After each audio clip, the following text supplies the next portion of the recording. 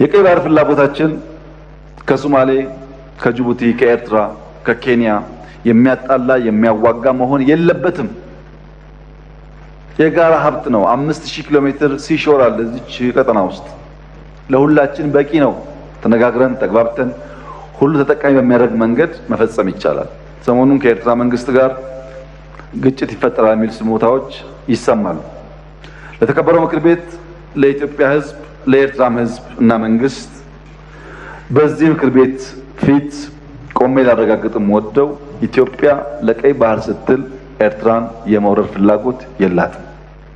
ያላት ፍላጎት እንነጋገር ነው።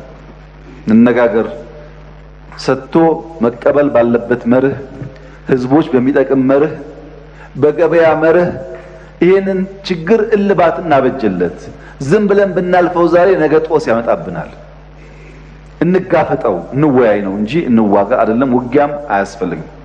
ብዙ ክሶች ይሰማሉ። አብዛኛው ክስ ውሃ አይቋጥርም። የኤርትራ ህዝብ ወንድም ህዝብ ነው። የኤርትራ ህዝብ ምስኪን ህዝብ ነው።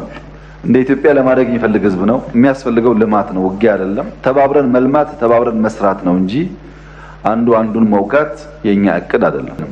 እንደምታስታውሱት ሶማሊያ ጋር ይዋጋሉ የሚባል በጣም ብዙ ንግግሮች ነበሩ። የፈታንበት መንገድ አይታችኋል። በሶማሌና ኬንያ መካከል ችግር ሲፈጠር ዘለን የገባነው እኛ ነን። በሱዳን ወንድሞች መካከል ችግር ሲፈጠር ዘለን የገባን እኛ ነን። ሳውት ሱዳን ችግር ሲፈጠር ዘለን የገባን እኛ ነን። በአካባቢያችን ሰላም፣ ልማት እንዲመጣ ስለምንፈልግ እስከ ዛሬ ከማንም ጋር አንድ ጥይት ተኩሰን አናውቅም።